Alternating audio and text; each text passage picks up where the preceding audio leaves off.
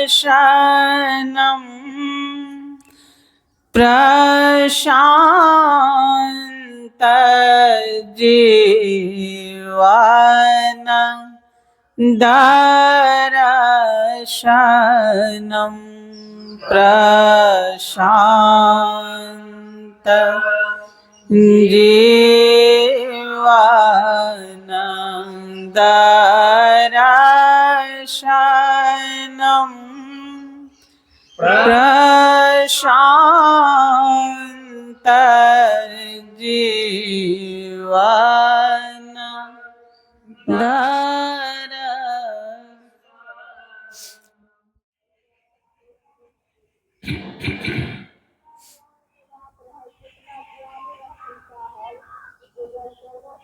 हरि ओम आनंदम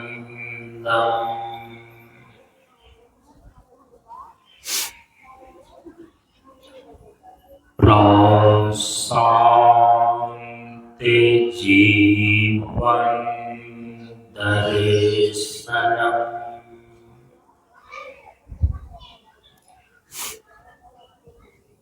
नमो नारायण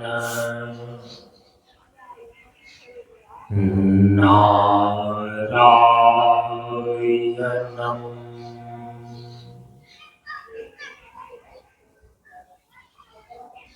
सनातन धर्म के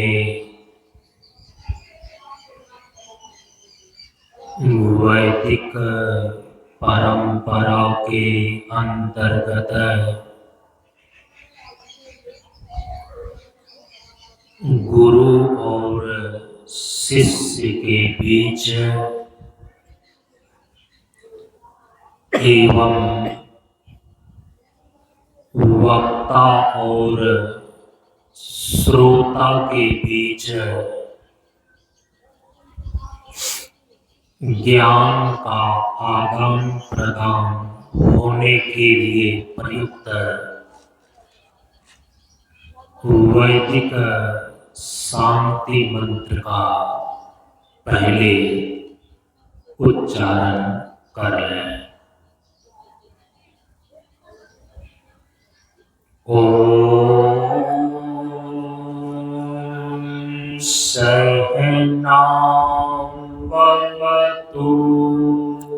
ॐ सहनावतु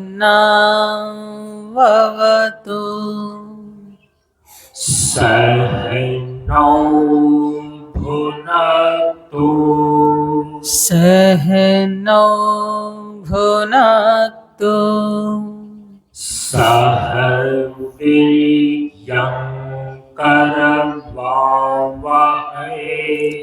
सह वीर्यं करवावहै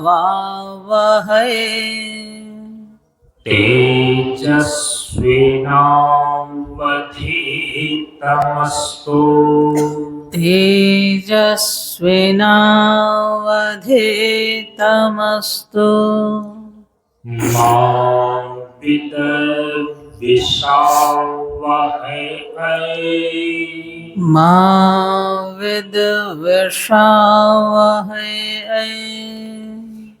ओम शांति शांति शांति ॐ शान्ति शान्ति शान्तिः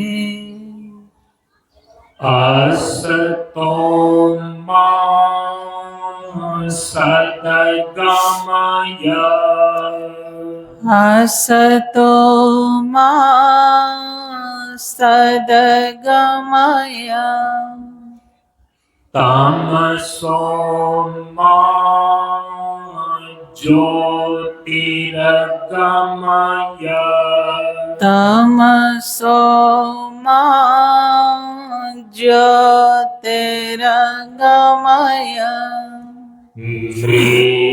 मृत्योर्मा गमय मृत्योर्मामृतं गमय ॐ शान्ति शान्ति शान्तिः ॐ शान्ति शान्ति शान्तिः। सभी लोग थोड़ी देर के लिए मौन एवं शांत रहे।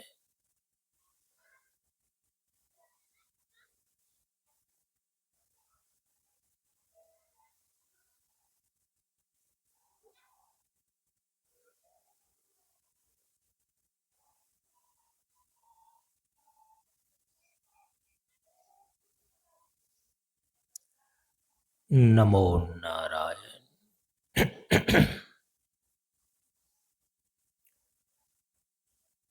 ब्रह्मानंदं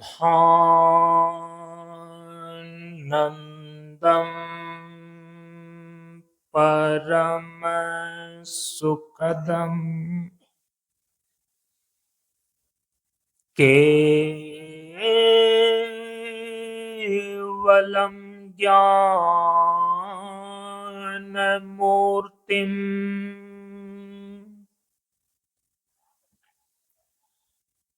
द्वन्द्वातीतं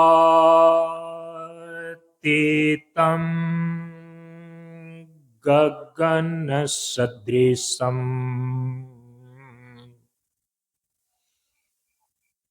तत्त्वमस्यादिलक्ष्यम्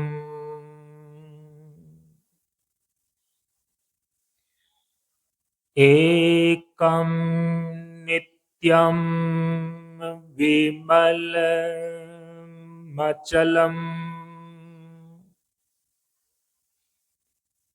सर्वधी साक्षिभूतम्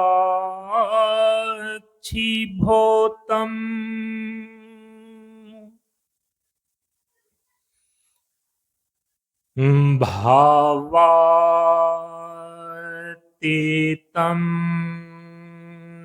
त्रिगुणरहितम्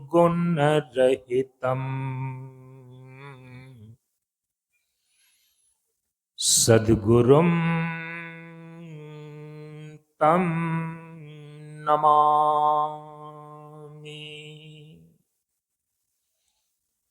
सद्गुरुं तं नमामि।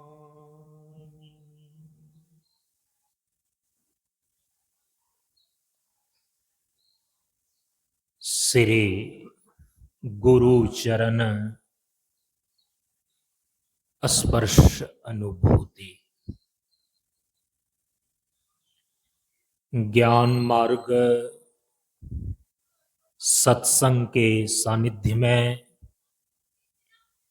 उपस्थित श्रद्धालु सत्संग प्रेमियों, ज्ञान बढ़े गुणवान के संगत ध्यान बढ़े तपस्वी संग किन्हों बुद्धि विवेक विचार बढ़े संत सन्यासी सुसज्जन तिन्हों। इसलिए ज्ञानी वेदय ज्ञान से व्याधा वेदय तीर सद्गुरु वेदय शब्द से भींगे सकल शरीर। प्रेमियों, हम सभी लोग बिहार प्रांत के समस्तीपुर जिला अंतर्गत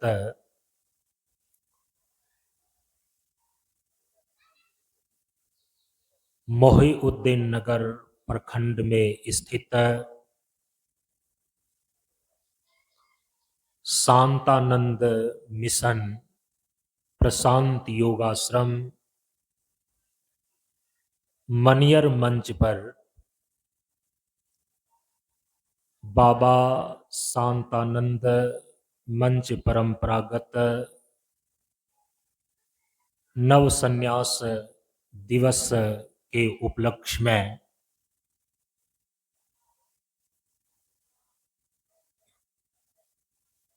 इस बार कालयुक्त व सिद्धार्थ संवत्सर सन 2025 ईस्वी के 4 दिसंबर से लेकर 10 दिसंबर तक आयोजित 7 दिवसीय ज्ञान मार्ग सत्संग कार्यक्रम के आज चौथे दिन के सत्संग में उपस्थित हैं। हम सभी लोग इस संन्यास दिवस सत्संग सत्र में इस बार बाबा शांतानंद के मंच परंपरागत नव संन्यास के जो 9 नियम हैं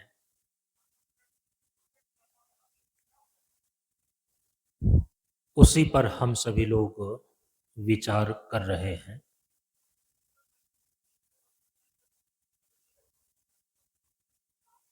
इस मंच की परंपरा में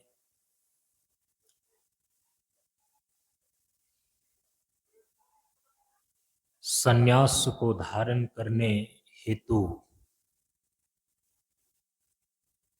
जो मुख्य अर्हताएं हैं, शर्तें हैं, 9 नियम के रूप में परम पूज्य गुरुदेव ने जो निर्धारित किया है, उस पर विचार करने के पूर्व हम सभी लोग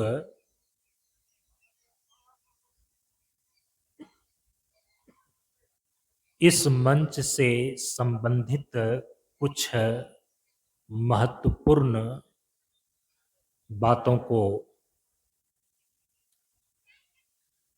पिछले 3 दिन के सत्संग में ध्यान में लेने का प्रयास कर रहे थे। आप सभी लोगों ने श्रवण किया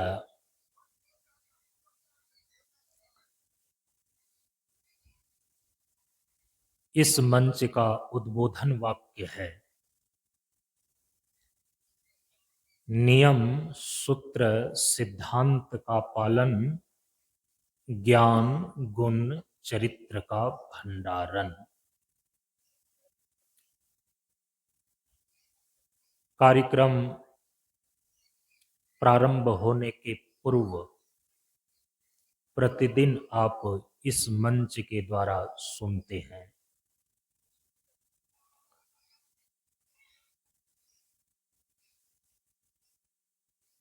नियम कई हैं,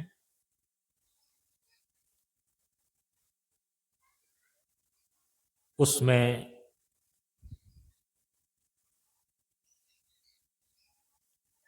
मंच के कार्यक्रमों में सम्मिलित होने के लिए सत्संगियों के लिए सामान्य रूप से अलग नियम है।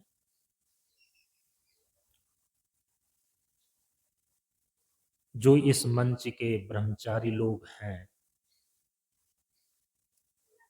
उसके लिए कुछ अलग नियम हैं।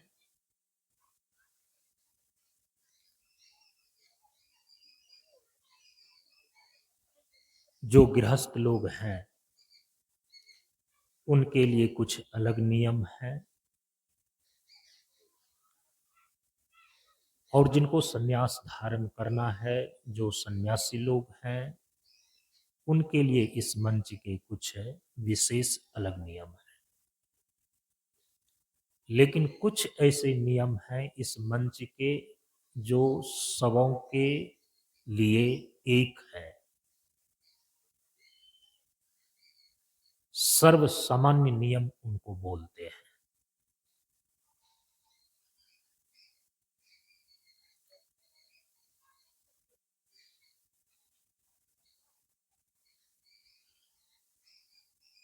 और उन सर्व सामान्य नियमों में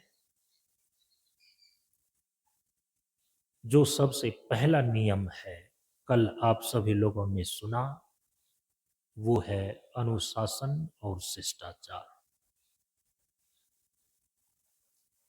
ये सबों के लिए है और सबों को पालन करना है, क्योंकि संयम और नियम अध्यात्म के दो विशिष्ट अंग हैं। अनुशासन और शिष्टाचार एकाग्रता के। उसी प्रकार से जो सूत्र है नियम के बाद, सूत्र का अर्थ होता है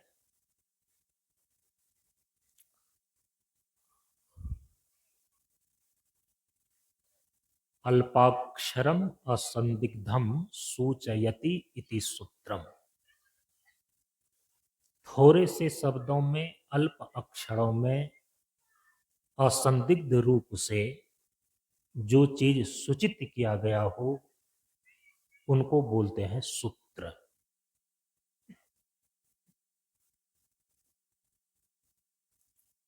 इस मंच के भी कुछ सूत्र हैं और परम पूज्य गुरुदेव उन सूत्रों को बोलते हैं जीवन जीने के सूत्र।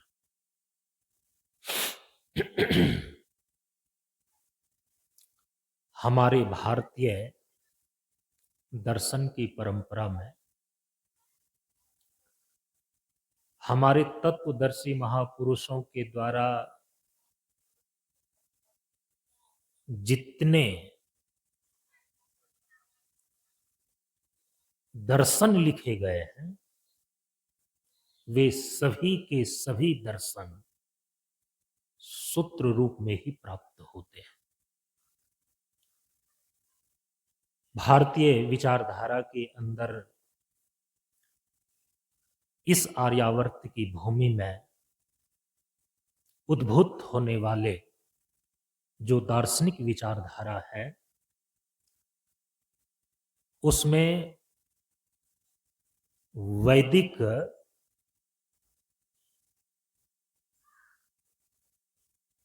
छह प्रकार के दर्शन हैं। षड वैदिक आस्तिक दर्शन बोलते हैं। जीवन और सृष्टि के सभी प्रकार के तत्वों का जहां पर मीमांसा की गई है, विचार किया गया है, प्रतिपादन किया गया है, हम उसको बोलते हैं दर्शन शास्त्र। छह वैदिक दर्शन हैं, छह आस्तिक दर्शन हैं, जिसमें सबसे पहला है कर्म मीमांसा दर्शन, दूसरा है वैशेषिक दर्शन, तीसरा है न्याय दर्शन, चौथा है सांख्य दर्शन, पांचवा है योग दर्शन और छठा है वेदांत दर्शन। ये दर्शन मूलतः जो लिखे गए हैं सूत्र रूप में प्राप्त होते हैं।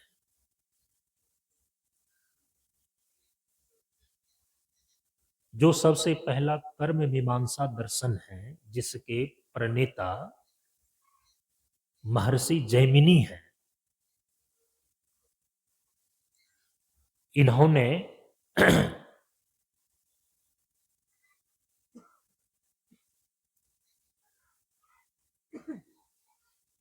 जो सूत्र लिखा है उसको बोलते हैं मीमांसा सूत्र।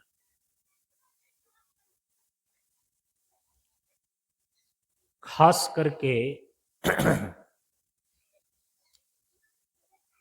कर्म अर्थात धर्म के विषय में महर्षि जैमिनी ने विवेचन किया है।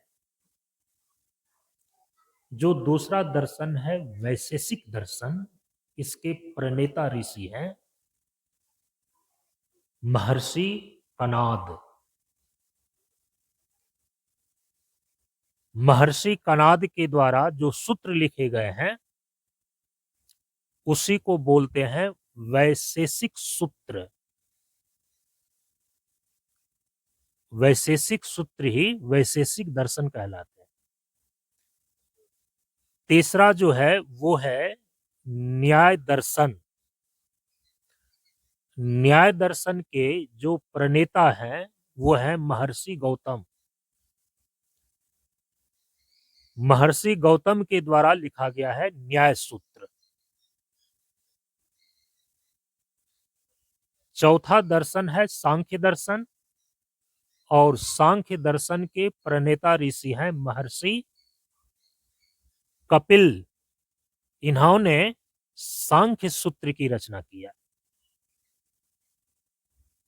जो पांचवा दर्शन है वो है योग दर्शन, और योग दर्शन के जो प्रणेता ऋषि हैं उनका नाम है महर्षि पतंजलि। और महर्षि पतंजलि ने जो सूत्र की रचना किया उसको बोलते हैं योग सूत्र। छठा दर्शन है वेदांत दर्शन। इसके प्रणेता ऋषि हैं महर्षि बादरायण, जिनको भगवान वेदव्यास भी बोलते हैं। तो भगवान वेदव्यास महर्षि बादरायण के द्वारा जो लिखा गया सूत्र है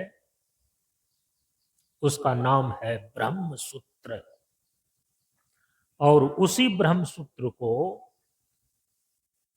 दर्शन शास्त्र के क्षेत्र में वेदांत दर्शन बोलते हैं।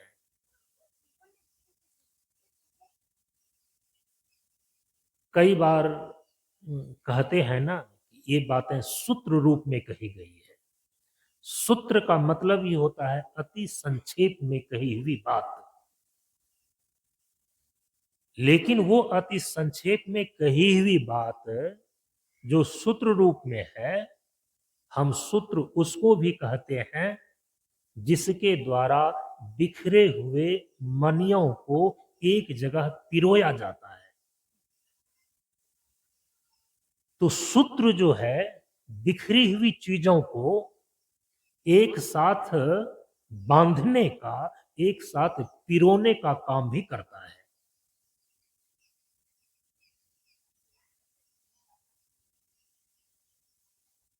सूत्र के बिना तत्व बिखरा हुआ है।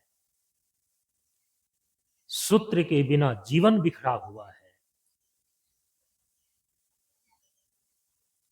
परमात्मा संपूर्ण सृष्टि का निर्माण करके इस पूरी सृष्टि को भी चलाने के लिए एक शाश्वत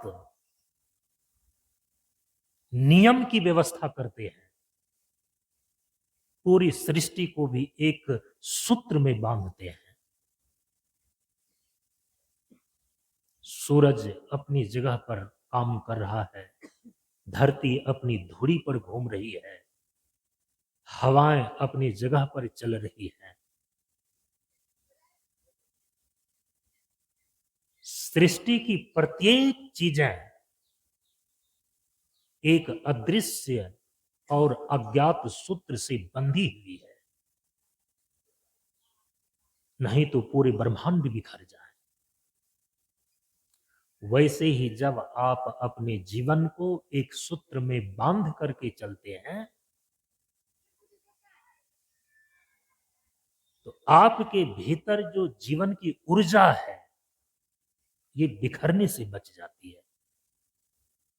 तो परम पूज्य गुरुदेव ने, चूंकि हम पहले कह करके आए हैं कि इस मंच का जो मूल विषय है, इस मंच का जो मुख्य विषय है, वो तो जीवन है। तो परम पूज्य गुरुदेव ने जीवन सूत्र बतलाए हैं।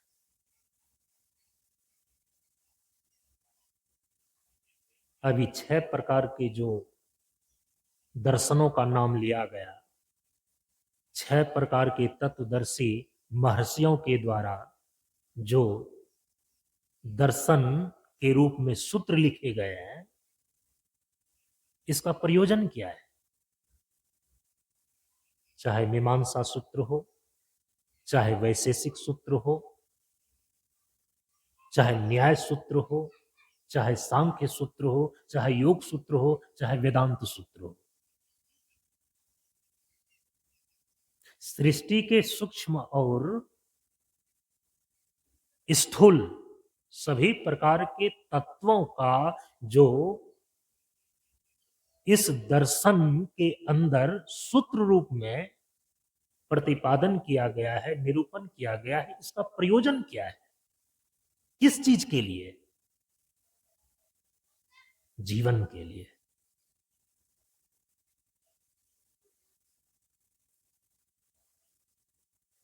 परम पूज्य गुरुदेव जो कहते हैं कि जीवन में सबसे बड़ी चीज जीवन ही है। जीवन को केंद्र में रख करके ही सभी चीजें सुनिश्चित होती है। सूत्र, सिद्धांत, नियम, पिंड, ब्रह्मांड, सब कुछ।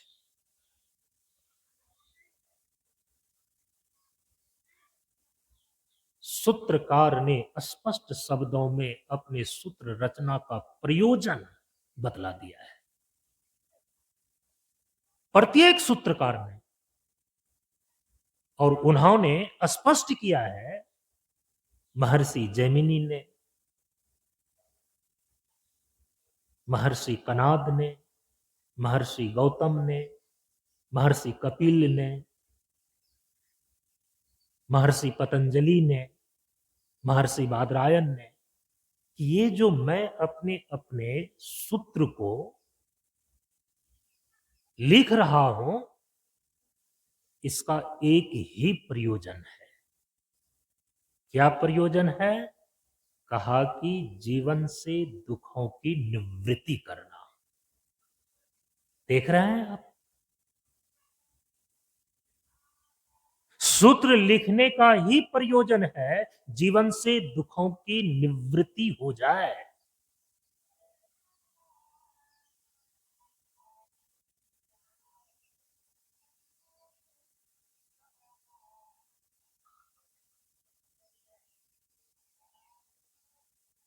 ब्रह्म सूत्र में ब्रह्म की व्याख्या इसीलिए की गई महर्षि बादरायण के द्वारा कि परम तत्व का साक्षात्कार करके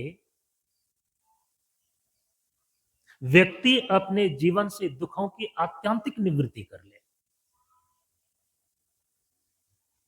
महर्षि पतंजलि के द्वारा जो योग सूत्र लिखा गया, वो इसलिए लिखा गया कि एक साधक अपने चित्त वृत्ति का निरोध करके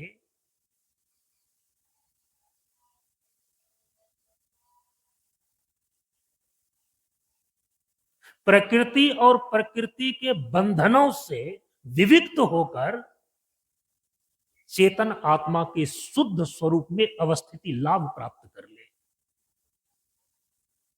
क्योंकि जब तक यह दृष्टा पुरुष चेतन आत्मा प्रकृति और प्रकृति के तीनों बंधों से, प्रकृति और प्रकृति के तीनों गुणों के बंधन से संयुक्त रहता है, बंधा हुआ रहता है, तो तब तक वह 3 प्रकार के दुखों को प्राप्त करते रहता है। दैहिक दुख, दैविक दुख और भौतिक दुख।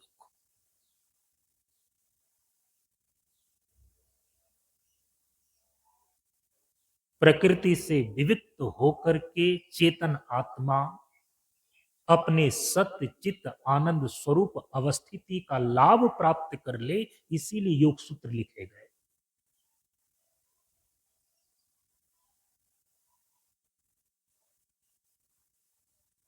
महर्षि कपिल के द्वारा प्रकृति और पुरुष अर्थात जड़ और चेतन तत्व का विवेक किया गया है सांख्य सूत्र में।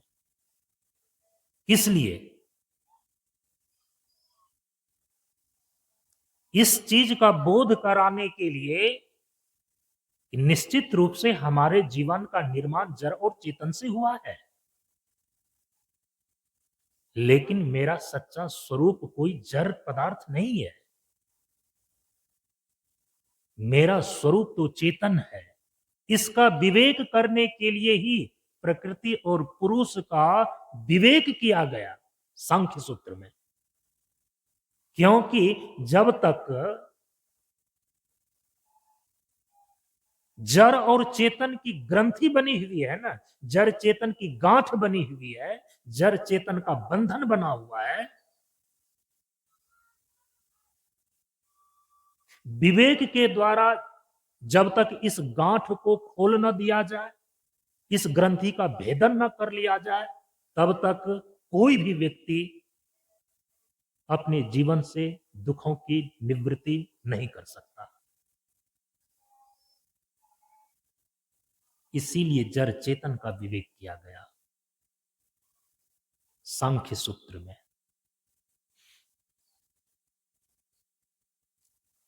महर्षि गौतम के द्वारा जो न्याय सूत्र लिखा गया है, उस न्याय सूत्र में न्याय का वहां जो परिभाषा महर्षि गौतम में निश्चित किया है, न्याय का अर्थ होता है परीक्षा, परीक्षण करना। प्रमाणों की व्यवस्था की है, क्योंकि प्रमाण के द्वारा ही किसी वस्तु की सिद्धि होती है। रूप नाम की चीज है इस अस्तित्व में, क्या प्रमाण है?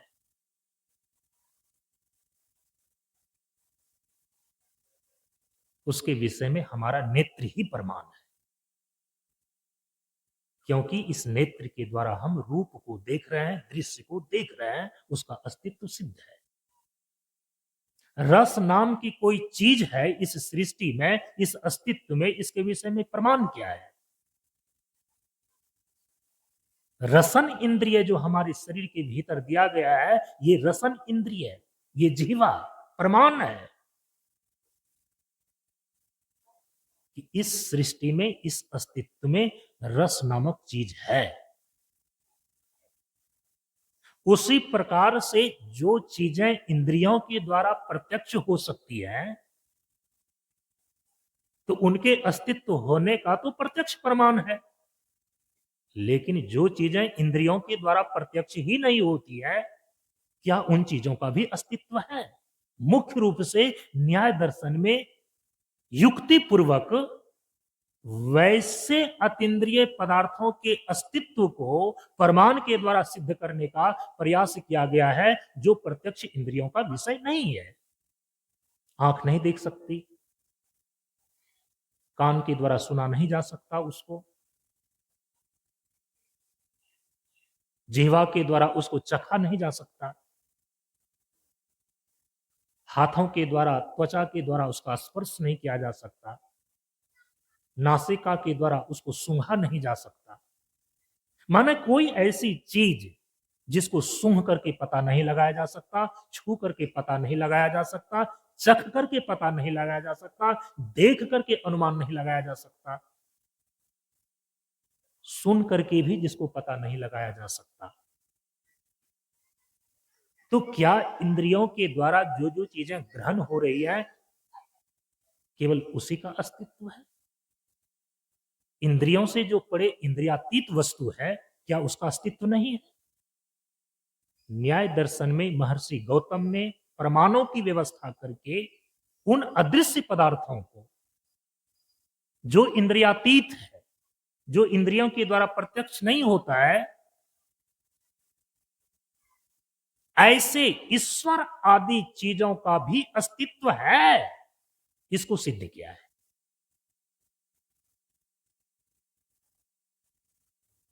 ईश्वर को आप क्या छू सकते हैं? क्या उसको सुन करके पता लगा सकते हैं? क्या उसको जिह्वा के द्वारा चखा जा सकता है क्या ईश्वर नामक चीज को? नहीं ना। बहुत ऐसी सृष्टि के ही पदार्थ हैं, हम सृष्टा की बात नहीं कर रहे हैं, सृष्टि के ही बहुत ऐसे पदार्थ हैं जो अतीन्द्रिय है। यहां तक कि प्रत्येक इंद्रियां ही अतीन्द्रिय है। अब सोचिए, आंख की एक सीमा है, वो रूप युक्त वस्तु को ही देख सकती है। गंध को ग्रहण करने में ये नेत्र इंद्रिय कहां समर्थ है? लाख कोटि उपाय करके भी ये आंख जो है गंध को ग्रहण नहीं कर सकती। और जो गंध नामक पदार्थ है उसको केवल नासिका ही ग्रहण कर सकती है, आंख के द्वारा जो है उसको ग्रहण नहीं किया जा सकता। प्रत्येक विषय में एक एक इंद्रियां प्रमाण है, और उस इंद्रियों को छोड़ करके उस विषय में दूसरी कोई भी इंद्रियां प्रमाण बनती ही नहीं, ग्रहण करने में समर्थ होती ही नहीं। तो प्रत्येक इंद्रियां स्वयं में अतीन्द्रिय है, एक इंद्रियों को दूसरे इंद्रियों के द्वारा ग्रहण नहीं किया जा सकता। अब ये विषय कुछ दूसरी तरफ चला जाएगा, मैं विषयांतर में नहीं जाऊंगा। न्याय दर्शन में प्रमाण के द्वारा वस्तु का परीक्षण करना, ये न्याय कहलाता है। खास करके वैसे अतीन्द्रिय पदार्थ जो केवल सृष्टि का ही हिस्सा नहीं है, बल्कि वो सृष्टा का अस्तित्व है, ईश्वर का अस्तित्व, जीव का अस्तित्व, उसको सिद्ध किया गया न्याय दर्शन के सूत्र के द्वारा। और उसका प्रयोजन क्या है?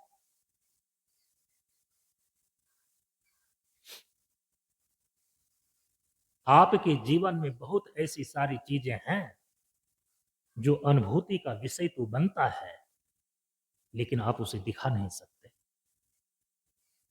आपके शरीर में वेदना हो रही है, किसी व्यक्ति को बाहर से कैसे दिखेगा? वो तो आप अनुभव कर रहे हैं ना।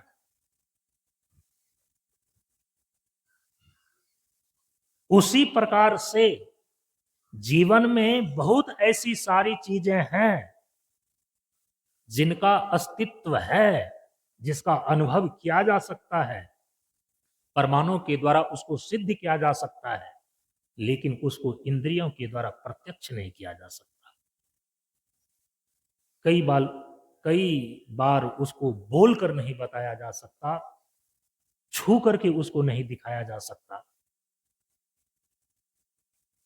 हमारे जीवन में सुख और दुख नाम की जो चीज है वो कैसी है? विचार करके देखिए तो किस प्रमाण के द्वारा ये प्रत्यक्ष होने वाला है? मानस प्रत्यक्ष है ना। मन में सुख और दुख की अनुभूति होती है, तो सुख का भी प्रमाणों के द्वारा परीक्षण करना है और दुख का भी प्रमाणों के द्वारा परीक्षण करना है। और ये सुख और दुख कहां से आते हैं, उन कारणों को भी ढूंढना है। तो न्याय दर्शन का भी एक ही प्रयोजन है, न्याय सूत्र का भी एक ही प्रयोजन है, जीवन से दुखों की निवृत्ति। 21 प्रकार के दुख माने गए हैं न्याय दर्शन में, और कहा कि उन 21 प्रकार के दुखों की निवृत्ति कर लेना न्याय सूत्र का प्रयोजन है, लक्ष्य है। वैसे ही वैशेषिक दर्शन है। वैशेषिक दर्शन में महर्षि कनाद ने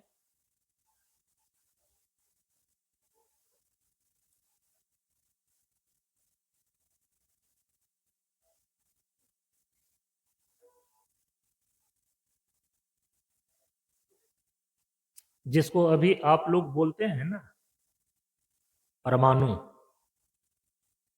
तो सबसे प्राचीन परमाणु विज्ञान आपके यहां वैशेषिक दर्शन है।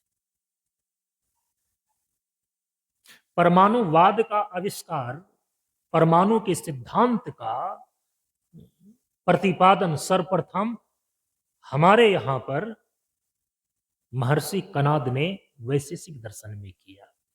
और वे स्पष्ट रूप से बताते हैं कि जिन जिन चीजों का अस्तित्व है, जो जो भी पदार्थ है, उसकी मौलिक अवस्था परमाणु रूप में है।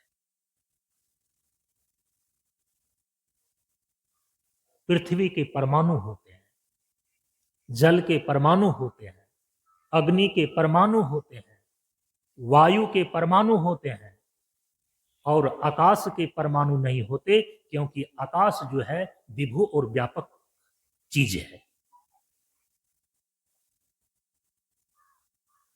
भूत चतुष्टय पृथ्वी, जल, अग्नि और वायु, इसके जो असंख्य परमाणु हैं, इन असंख्य परमाणुओं को जो काम करने का जगह देता है, अवकाश देता है, उसको बोलते हैं आकाश। तो आकाश है विभू पदार्थ। वो परमाणु के फॉर्म में नहीं है, क्योंकि जो परमाणु होगा वो तो छोटा होगा, अविभाज्य पदार्थ की अवस्था होगी, इकाई के रूप में होगा। और जो बिल्कुल एक इकाई के रूप में है, सूक्ष्म रूप में है, वो किसी दूसरे वस्तु को कार्य करने का अवकाश प्रदान करने में समर्थ नहीं हो सकता। तो आकाश है विभु और शेष चारों पदार्थ के परमाणु हैं। तो इस प्रकार से परमाणु का सिद्धांत जो है ना, वैशेषिक दर्शन में महर्षि कणाद प्रतिपादित करते हैं।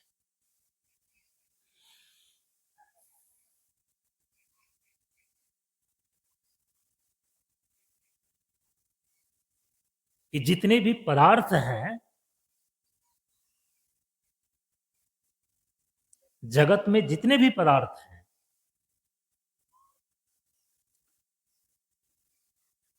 अनुरूप से है और विभू रूप से है। उसमें यह विचार किया गया कि आपके जीवन में जो आत्मा नामक वस्तु है वो किस फॉर्म में है, वो अनुरूप है या विभू रूप है। पृथ्वी के परमाणु से जल का परमाणु कैसे भिन्न है, जल के परमाणु से अग्नि का परमाणु कैसे भिन्न है, अग्नि के परमाणु से किस प्रकार से वायु के परमाणु भिन्न है, और ये चारों प्रकार के परमाणुओं से विभु आकाश कैसे भिन्न है। उसमें से काल नामक जो वस्तु है वो क्या चीज है।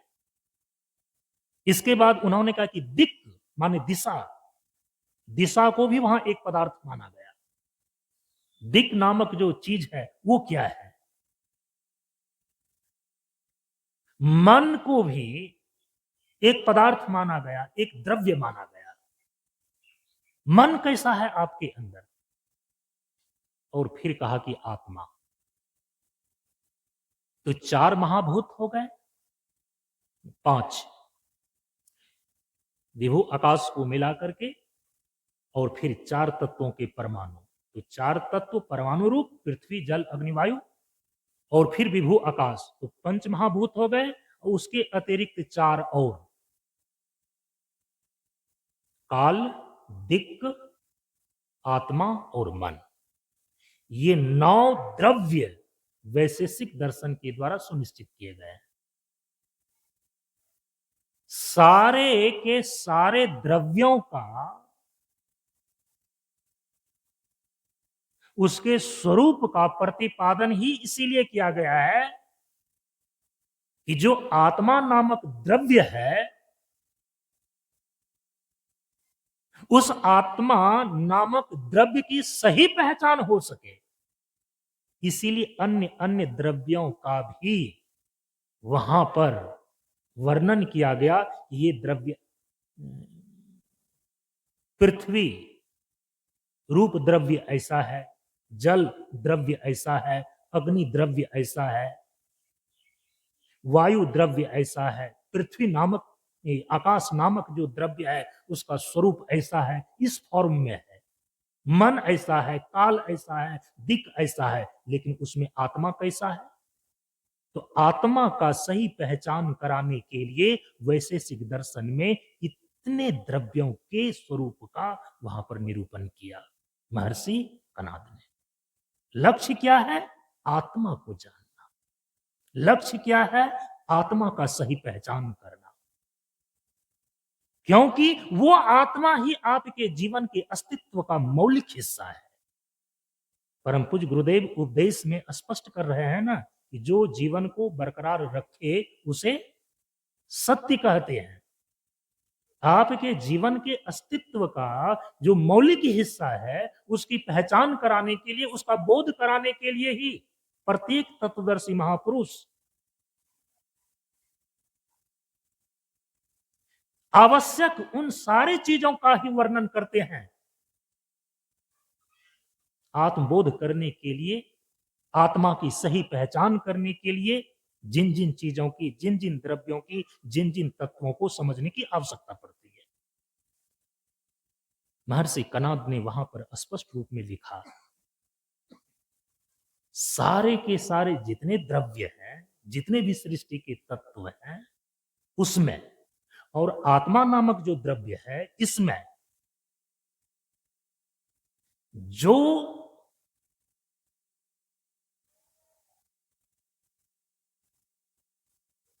खास भेद है, आत्मा नामक द्रव्य की जो खास विशेषता है, महर्षि कणाद कहते हैं कि केवल और केवल आत्मा नामक द्रव्य में ही ज्ञान नामक गुण आश्रित रहते हैं। देखिए, अब बाकी संसार के जितने भी द्रव्य हैं, जितने भी पदार्थ हैं, उसमें ज्ञान नामक गुण नहीं रहता। ज्ञान नामक गुण जो है यह तो केवल आत्मा नामक द्रव्य में ही आश्रित रहता है, जिसके कारण से आत्मा किसी भी अन्य वस्तु को जानता है, पहचानता है और देखता है। अब सोचिए,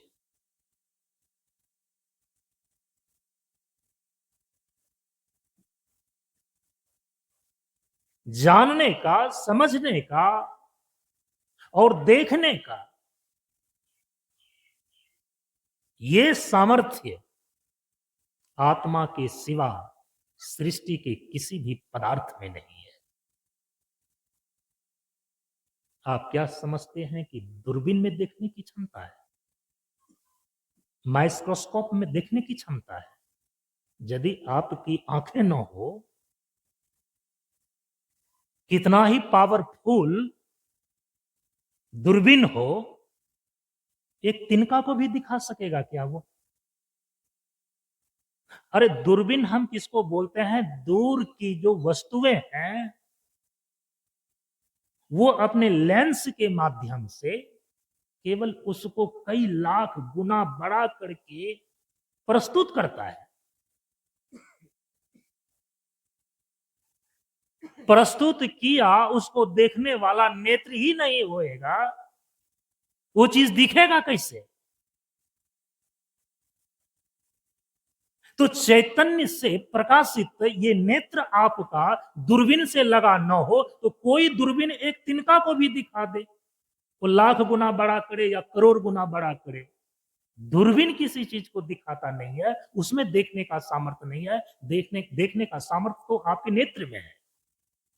किसी वस्तु को कई गुना के साथ बड़ा करना वो अलग चीज है, लेकिन किसी वस्तु को देखने का सामर्थ्य होना यह बिल्कुल अलग चीज है।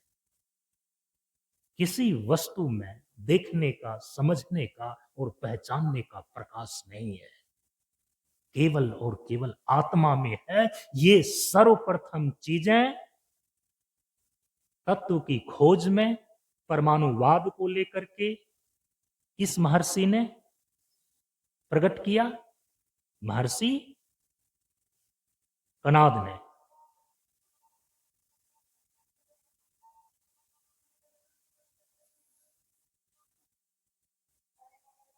दुख को भी हम जान रहे हैं ना आत्मा के द्वारा, सुख को भी जो हम मन में अनुभव जो होता है उसको जान रहे हैं ना, उसको पहचान रहे हैं ना आत्मा के द्वारा।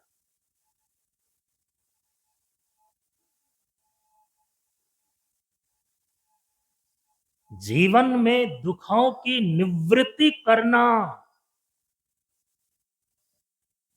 वैशेषिक दर्शन देखिए धर्म की परिभाषा क्या लिखता है, यतो अभ्युदय निःश्रेयस सिद्धि सधर्म, जिसके द्वारा हमें अपने जीवन में अभ्युदय और निःश्रेयस की प्राप्ति होती है उसको बोलते हैं धर्म। यतो अभ्युदय निःश्रेयस सिद्धि सधर्म, अभ्युदय और निःश्रेयस की सिद्धि जिसके द्वारा होती है वह धर्म है। तो वैशेषिक दर्शन के सूत्रों को लिखने का भी प्रयोजन है जीवन से दुखों की निवृत्ति करना, निःश्रेयस को प्राप्त होना। निःश्रेयस किसको बोलते हैं? पारिभाषिक शब्द है ना, निःश्रेयस। जब आपके जीवन से दुख का निःशेष हो जाए। निःशेष का मतलब क्या होता है?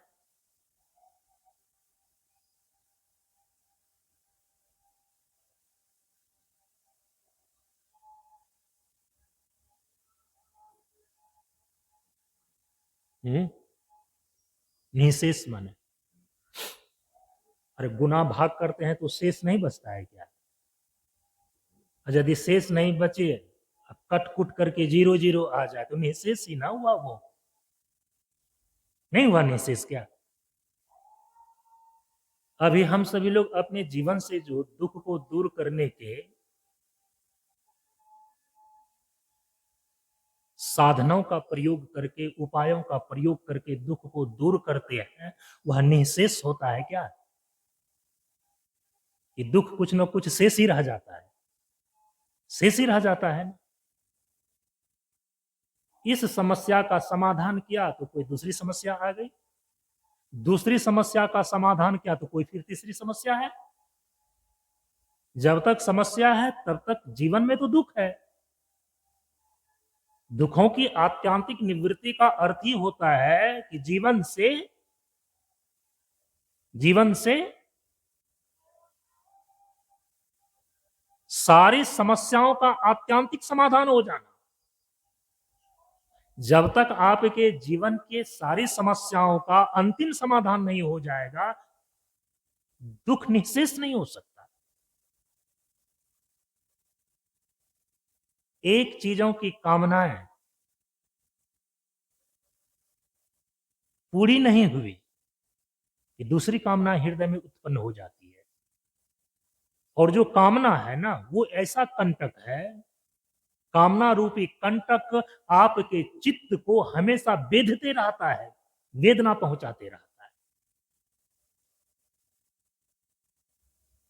उसी वेदना का नाम तो दुख है ना।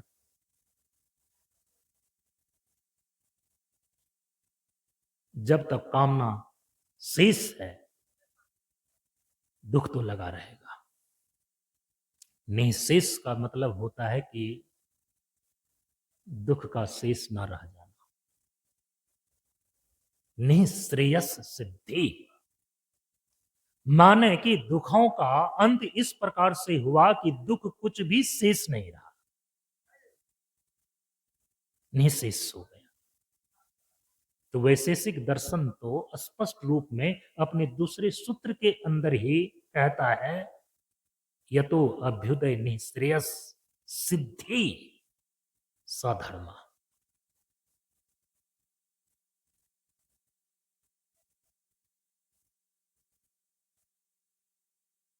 जो कर्म मीमांसा सूत्र है, महर्षि जैमिनी ने जो लिखा, कर्म मीमांसा सूत्र भी बोलते हैं और उसी को धर्म सूत्र भी बोलते हैं, पूर्व मीमांसा भी बोलते हैं, क्योंकि कर्म मीमांसा सूत्र का सबसे पहला ही सूत्र है अथातो धर्म जिज्ञासा।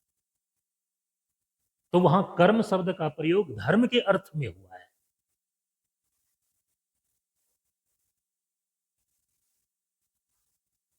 और कर्म की क्या भूमिका आपके जीवन में है, इससे आप भली भांति परिचित हैं।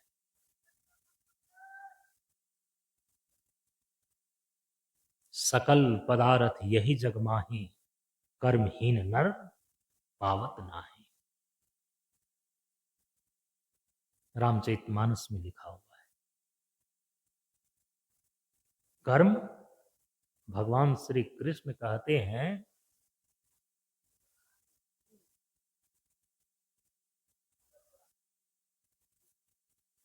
कर्माणि अनुबंधिनी मनुष्य लोके।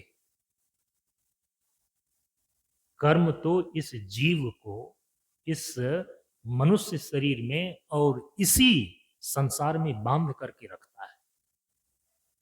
नहीं कश्चित क्षणम अपि तिष्ठति अकर्म कृत। भगवान कहते हैं कि कोई भी क्षण मात्र भी कर्म किए बिना नहीं रह सकता। और कर्म करने का तरीका यदि सही नहीं हो तो यही कर्म आपके लिए बंधन बन जाता है, दुख का कारण बन जाता है। भगवान रमन महर्षि लिखते हैं, कृति महो दधौ पतन कारणम। यदि कर्म को करने के लिए ना आवे और कर्म के महासागर को आप खड़ा कर दें, अरे छोटा मोटा कर्म कौन पूछे, कर्म का महासागर। कृति महो दधौ, और कहा कि पतन कारणम, वे आपके जीवन में पतन का कारण बन सकता है। फलम अशाश्वतम गति निरोधकम। कर्म करने का सही तरीका न हो तो उस कर्म के द्वारा जितनी भी प्रकार की उपलब्धियां होती हैं, जितने भी प्रकार के फल की प्राप्ति होती है, अशाश्वत, वो अशाश्वत है, अनित्य है। कर्म के महासागर को खड़ा करके भी कोई व्यक्ति शाश्वत फल की प्राप्ति नहीं करता। इसलिए कर्म विज्ञान को जानना पड़ता है कि हम कर्म कैसे करें, क्योंकि कर्मणा गहनु गति। किस कर्म का फल अभी मिल रहा है, किस कर्म का फल बाद में मिलेगा, ये मनुष्य की बुद्धि तय नहीं कर सकती, क्योंकि यह सर्वज्ञ नहीं है। अनुमान लगा सकते हैं आप। इसीलिए जब अर्जुन की बुद्धि कर्म को लेकर के, कर्तव्य को लेकर के किम कर्तव्य विमूढ़ हो गई, हम क्या करें,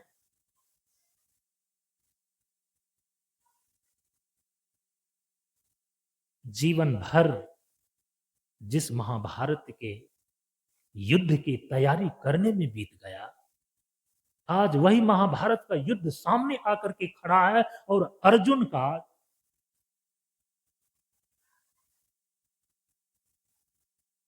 प्राण सूख रहा है, हाथ कांप रहे हैं। गांडीव उठाने से अर्जुन आज इनकार कर रहा है। वो तो भगवान श्री कृष्ण जैसे मार्गदर्शक थे, सारथी थे, अर्जुन के जीवन रूपी रथ को दिग्भ्रमित होने से बचा लिए। क्लैब्यम अकीर्तिम, कहा कि तुम्हारी विपक्ष के लोग जिस युद्ध से तुम भाग रहे हो ना, कायर कह करके तुमको और नपुंसक कह करके पुकारेंगे।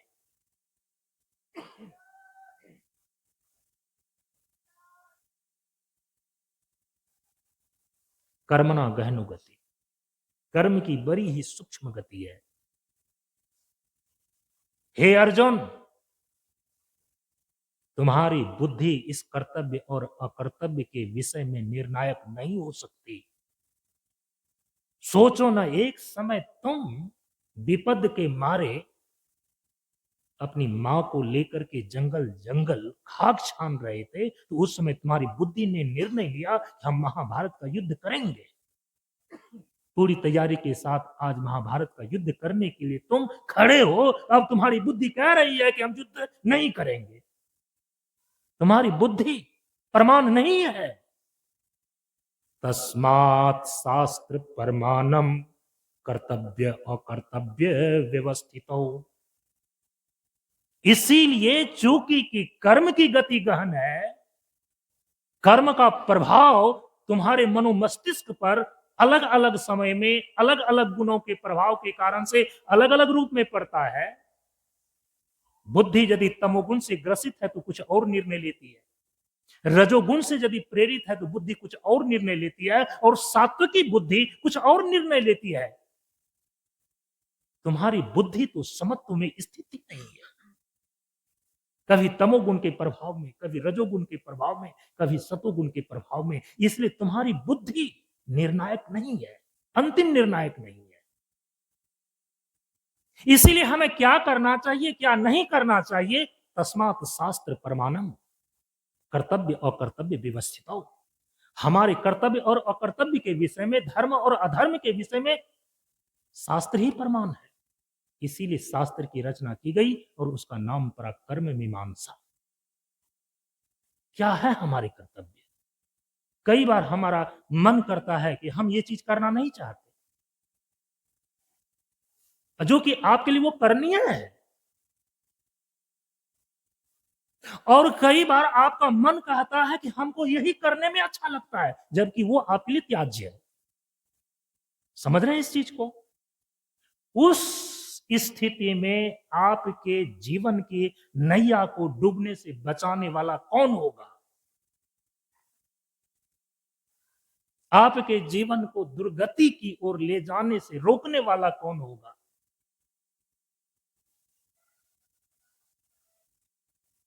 इसीलिए विधि निषेध कर्म का प्रतिपादन कर्म मीमांसा में किया गया, कि ताकि अपने जीवन में हम कर्म का सही उपयोग करके कर्म बंधनों से मुक्त हो जाए।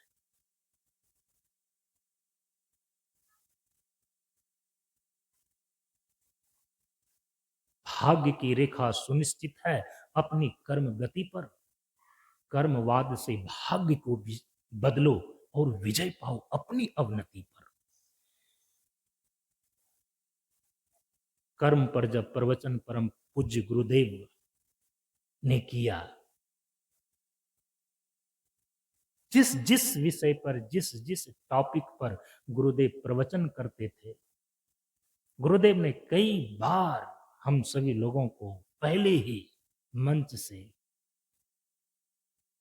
कह दिया था कि 2000 ईस्वी के बाद फिर ये आवाज सुनने को नहीं मिलेगी। मैं सतर्क था, और उसी कारण से जब 1996 ईस्वी में इस मंच की परंपरा के लिए आजीवन साधु बनने के लिए परम पूज्य गुरुदेव ने ब्रह्मचारियों का आह्वान किया, अपनी भौतिक शिक्षा कॉलेज के जीवन को वहीं लात मार करके छोड़ करके गुरुदेव के पास आ गए। और आज मुझे संतोष है कि 96 से लेकर के 2000 ईस्वी तक गुरुदेव का जो सानिध्य लाभ प्राप्त हुआ, आज जो कुछ भी आप देख रहे हैं, ये सब उसी का परिणाम है।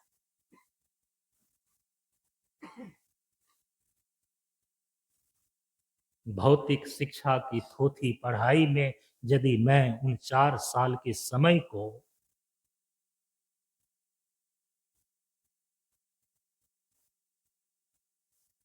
दुर्भाग्य से यदि खो देता, ये दुर्भाग्य की रेखा जीवन की आज तक नहीं मिट पाती। कहां है अब गुरुदेव का सानिध्य? कहां है उनकी आवाज, उनके प्रवचन? है किन्हीं की प्रज्ञा शक्ति की उनकी सारी बातों को याद रखे हो? हाँ, उन्होंने जितने विचार किए, जितने प्रवचन किए,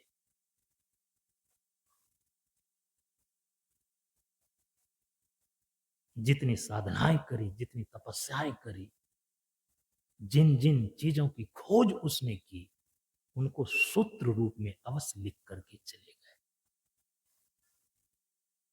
चले गए माने कि अभी तो सशरीर हिमालय में अज्ञातवास में हैं ये, लेकिन हम सभी लोगों के लिए प्रत्यक्ष तो नहीं है। सारी चीजों को 14 वर्षों की कठोर तपस्या के अनुसंधान को, जीवन विज्ञान को, प्रवचन चिंतन को सूत्र रूप में परम पूज्य गुरुदेव लिख गए हैं। इसलिए तो मैं सूत्र की ही बात कर रहा हूं। लेकिन सूत्र तो सूत्र है, सूत्र है बीज। बीज को वृक्ष बनाना पड़ता है। और जानते हैं, परम पूज्य गुरुदेव ने प्रार्थना के रूप में, कीर्तन के रूप में, तत्गुण वंदना के रूप में, 6 खंड उपदेश के रूप में, संशोधित विशेष खंड 2 खंड उपदेश के रूप में, शांति वंदना शांति उपदेश 2 खंड के रूप में, सर्वमांगलिक मंत्रोच्चारण आशीर्वचन जयकार शांति पाठ के रूप में जो सूत्र दिए हैं ना, ये जीवन विज्ञान का सूत्र है, बीज रूप में। दावा है, जिसको कि आप कहते हैं अंग्रेजी में चैलेंज।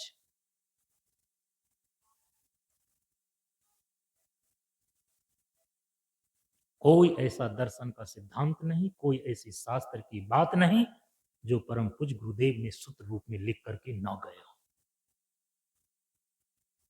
लेकिन जो सूत्र रूप में है, जो बीज रूप में है, बीज तो बीज है, उसको वृक्ष बनाना पड़ता है।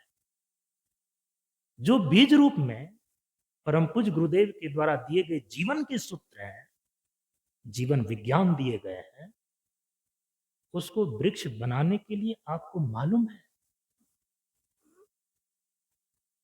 14 साल की व्याख्याएं चाहिए, 14 साल का चिंतन चाहिए, 14 साल का मनन और अनुसंधान चाहिए। इतना आसान नहीं है।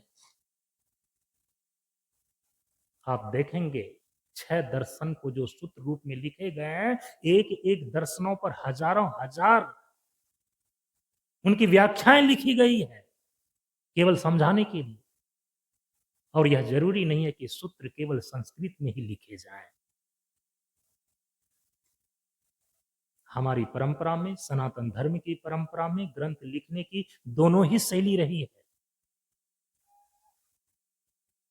संस्कृत ग्रंथ भी लिखे गए हैं और भाषा ग्रंथ भी लिखे गए हैं। आज जो घर घर में रामचरितमानस प्रतिष्ठित है, तो क्या समझते हैं कि वो सामान्य ग्रंथ है, साधारण ग्रंथ है? रामायण जी की आरती जब गाते हैं तो उसमें क्या लिखा हुआ है?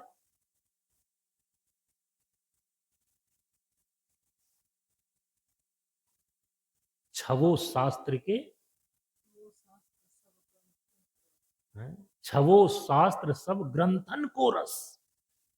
जो 6 दर्शन है और 6 दर्शन जो सूत्र रूप में लिखे गए हैं, वो भारतीय विचारधारा के जितने भी ग्रंथ हैं, वो सबका सार है। और कहा कि उसी का रस स्वरूप यह रामचरितमानस ग्रंथ है। भाषा ग्रंथ के रूप में है। गोस्वामी जी ने गांव की भाषा में लिखा, ग्राम्य भाषा में लिखा, भाषा ग्रंथ बोलते हैं। और इनकी प्रसिद्धि जितनी एक सामान्य व्यक्ति से लेकर के विद्वानों तक के बीच में है, सभी ग्रंथों की इतनी पहुंच नहीं है। केवल 2 ही ग्रंथ को यदि व्यक्ति अपने दाएं और बाएं हाथ में पकड़ करके जीवन का मार्गदर्शन प्राप्त करता रहे, तो किसी अन्य ग्रंथों को उनको देखने और ढोने की भी आवश्यकता नहीं पड़ेगी। मैं ऐसा समझता हूं। एक हाथ में संस्कृत ग्रंथ के रूप में श्रीमद् भगवत गीता को पकड़ ले और एक हाथ में भाषा ग्रंथ के रूप में रामचरितमानस को पकड़ ले। इन दोनों ग्रंथों में पूरे विश्व को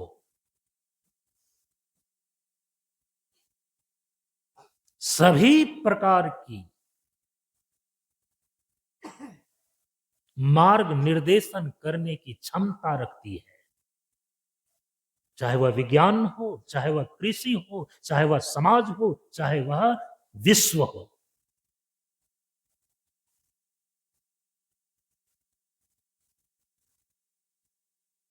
भाषा ग्रंथ हिंदी में लिखी जाती है, क्षेत्रीय भाषा में भी हो सकती है, और संस्कृत ग्रंथ जो है वो तो मूल संस्कृत में होते हैं। और संस्कृत में भी जो है ना, दो प्रकार के संस्कृत हो जाते हैं। एक तो वेद मंत्र जिस संस्कृत में लिखे गए हैं वो ज्यादा कठिन है, लेकिन उसी श्रुति की जो देव भाषा संस्कृत है उसको महर्षि पाणिनि ने और भगवान वेदव्यास ने सामान्य करके सामान्य लोगों के लिए जो संस्कृत प्रदान किया वो थोड़ा सा आसान है, जिसमें श्रीमद् भागवत महापुराण लिखा गया है, सभी पुराण लिखे गए हैं, जिसमें कि श्रीमद् भगवत गीता लिखा गया है। वेद के मंत्र जिस संस्कृत में है वो ज्यादा कठिन है, और ये श्रीमद् भगवत गीता, श्रीमद् भागवत महापुराण इत्यादि जो ग्रंथ है, जितनी स्मृतियां हैं, मनुस्मृतियां इत्यादि हैं, ये जो संस्कृत में लिखे गए हैं, ये संस्कृत की थोड़ी आसान भाषा है। परम पूज्य गुरुदेव ने इस मंच के लिए एक और बातें कही कि हिंदी, हिंदू और हिंदुस्तान, ये गुरुदेव के द्वारा कहे गए शब्द हैं, और किसी ने भी कहा होगा, लेकिन परम पूज्य गुरुदेव के मुख से मैंने सुना। बच्चा, हम लोगों के लिए एक इस मंच के लिए मानदंड रखना है। क्या मानदंड रखना है? हिंदी, हिंदू और हिंदुस्तान।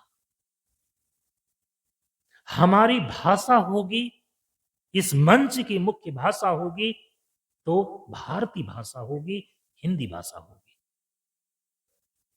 परम पूज्य गुरुदेव संस्कृत भी जानते थे। संस्कृत के बड़े बड़े विद्वानों से शास्त्रार्थ होते हुए मैंने देखा है।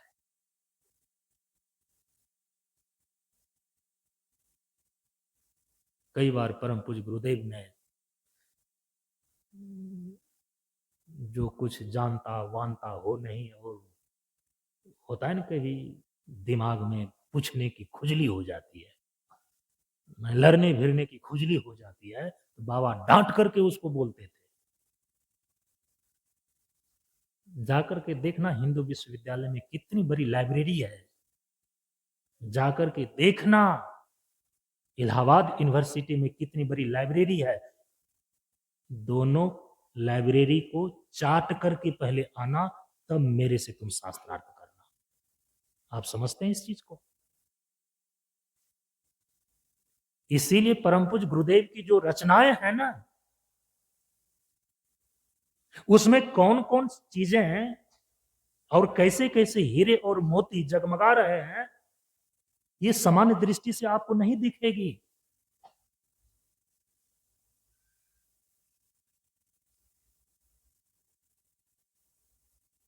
सभी दर्शनों का अध्ययन करें, सभी शास्त्रों का परिज्ञान हो, वो दृष्टि आपको आ जाएगी, और सीधे उपदेशों में क्या कहे गए हैं वो आपको स्पष्ट दिखने लगेगा।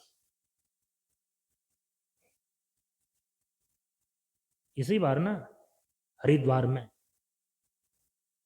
वेदांत परंपरा ज्ञान मार्ग के बहुत बड़े उद्भट विद्वान स्वामी प्रणव चैतन्य पुरी जी महाराज, उनसे मेरी प्रश्नोत्तरी हुई।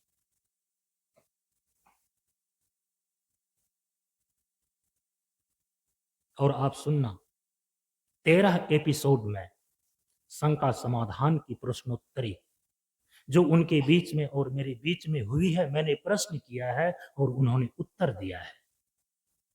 शांतानंद मिशन, प्रशांत योग आश्रम करके जो यूट्यूब पर चैनल बना हुआ है, 13 एपिसोड उसमें अपलोड है, आप सुनना वहां पर।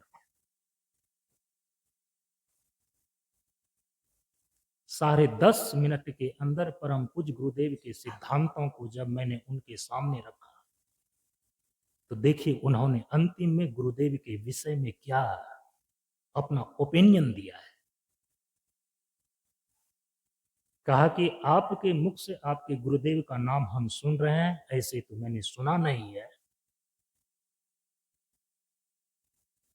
लेकिन उन्होंने जो कहा है और यदि आपने उनके विचारों के अनुरूप ही अपना ये 10 मिनट का तत्व मीमांसा, ज्ञान मीमांसा और आचार मीमांसा बाबा शांतानंद के विचार दर्शन के अनुसार से क्या है जो आपने 10.5 मिनट में बताया है, इससे सिद्ध होता है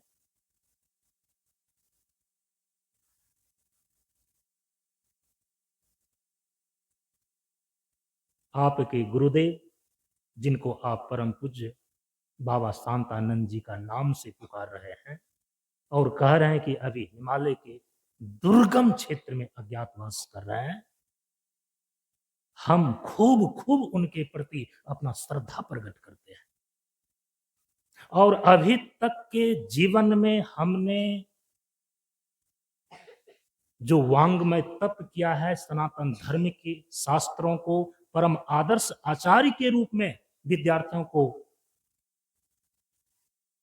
ज्ञान की नगरी काशी में रह करके पढ़ाने का काम किया है।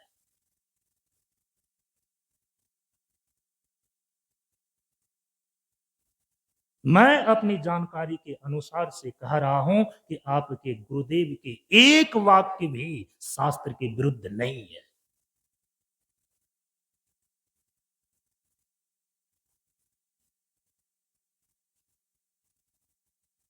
मैंने हाथ जोड़ करके उनको प्रणाम निवेदित किया और अपने भीतर से हमने कहा कि मेरी 25 सालों की ये तपस्या सफल है।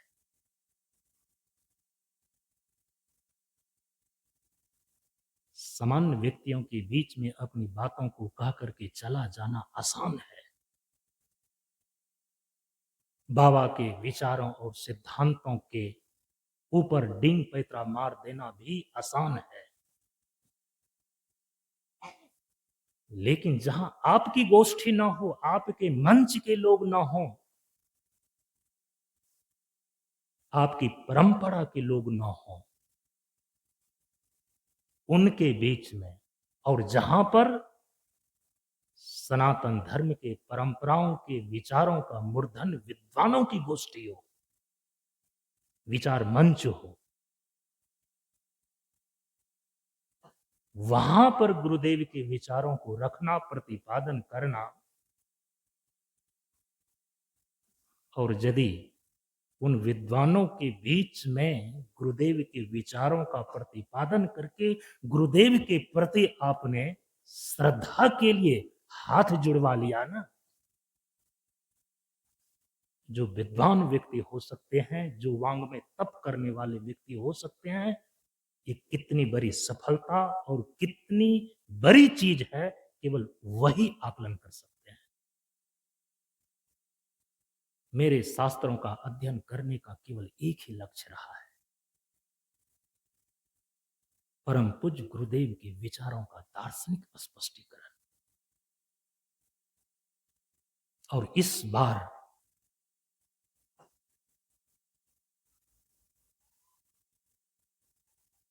परम पूज्य गुरुदेव के विचारों का दार्शनिक स्पष्टीकरण 10.5 मिनटों में कर करके मैंने यत किंचित सफलता की अनुभूति की है। ऐसे ऐसे प्रश्न योग और वेदांत को लेकर के वहां पर किए गए हैं ना, आप सुनना, थोड़ा सा धीरता के साथ सुनना। 12 सालों से, 25 सालों से, 50 सालों से जो योग साधना कर रहा है, वेदांत पढ़ रहा है, उनके अंदर भी कुछ ऐसी अनसुलझी हुई गुत्थियां उलझी हुई है,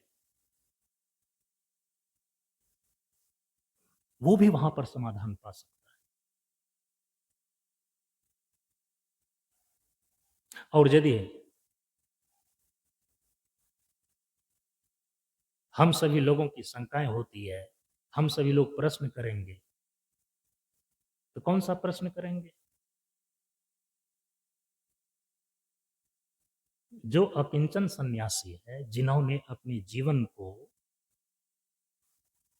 ब्रह्मात्म दर्शन के लिए ही अर्पित करके परम तत्व का ही प्रतिपादन करने में रात दिन अपने समय को लगा रहे हैं, उनके सामने कौन सा प्रश्न किया जा सकता है?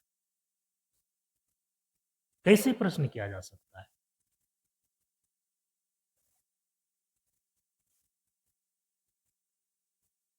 जो तत्व का अनुसंधान कर रहा है, जो शास्त्रों का अनुशीलन कर रहा है,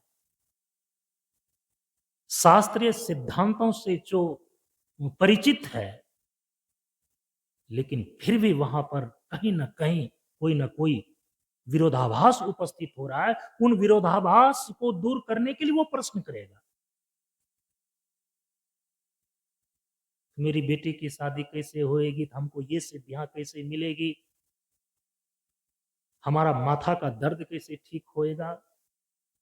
ये सब प्रश्न अब हम लोगों के क्षेत्र की नहीं है।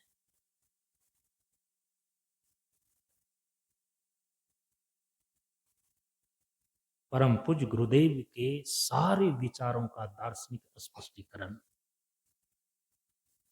हमारे साथ में जो लोग हैं, उनको भी मैं हमेशा बताते रहता हूं कि एक ही लक्ष्य होना चाहिए, तुम्हारे शास्त्र पढ़ने के, और सफलता भी इसी में है कि गुरुदेव के वचनों को यदि तुमने व्यवहारिक धरातल पर, वैज्ञानिक धरातल पर और दार्शनिक धरातल पर स्पष्ट कर लिया ना, तो तुम्हारा शास्त्र पढ़ना सफल है, तुम्हारा स्वाध्याय करना सफल है, शास्त्रार्थ करना सफल है, भ्रमण करना सफल है, तुम्हारा पढ़ना लिखना अध्ययन करना सफल है।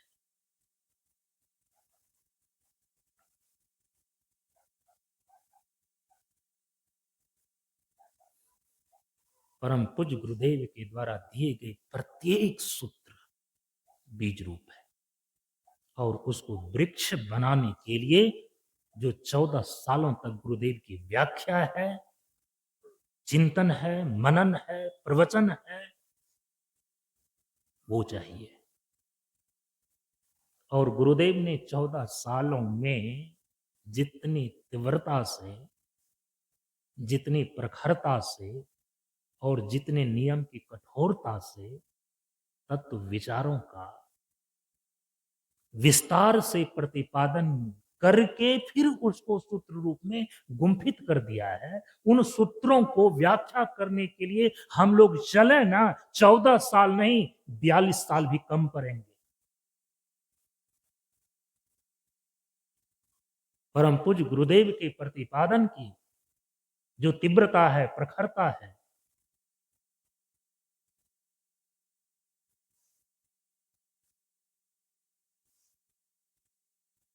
डेढ़ घंटे में तो सारी बात को रख देते थे। आज 35 साल हो गए आध्यात्मिक साधना करते हुए।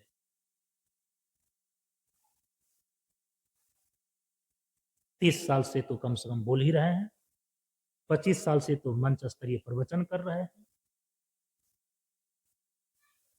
वो कौशल तो नहीं आए। बीज का अपना महत्व है, कई बार मैंने कहा है, वृक्ष का अपना महत्व है। बीज को हाथ में लेकर के केवल आप इतना तसल्ली कर सकते हैं कि ये पूरा का पूरा मेरे हाथ में है।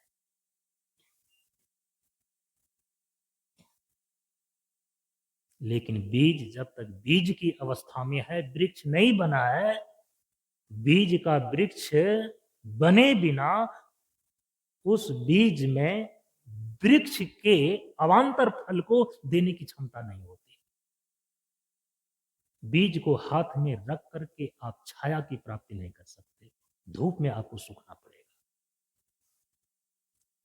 आम का पेड़ है, आम के पेड़ के नीचे ही बैठे हुए हैं हम लोग, उनकी गुठली बीज है, हाथ में लेकर के क्या आम के पेड़ की छाया आपको प्राप्त होगी? क्या ईंधन आपको प्राप्त होएगी? नहीं होगी ना। लेकिन जब वही गुठली आम का पेड़ बन जाता है, वृक्ष बन जाता है, उनका अलग प्रभाव है। परम पूज्य गुरुदेव ने कहा कि चूंकि मेरे धर्म चक्र परिवर्तन के इस महाअभियान का जो 14 सालों की यात्रा है, इसमें जितने मैंने प्रवचन किए हैं, जितने भी व्याख्याएं दिए हैं, जितने भी हमने अनुसंधान किए हैं, जितने भी साधनाएं करी है, उसको तो मैं सूत्र रूप में लिख दिया हूं। लेकिन याद रखना, इसको फलीभूत करने में इससे 3 गुना से भी ज्यादा समय लग सकता है व्यक्ति।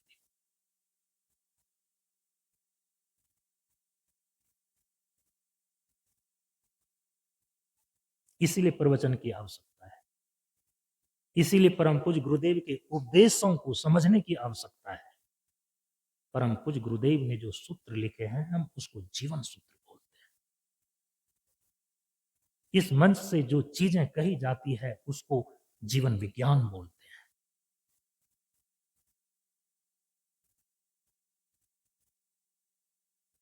यहां का मुख्य विषय ही जीवन है, इसलिए जीवन के सूत्र।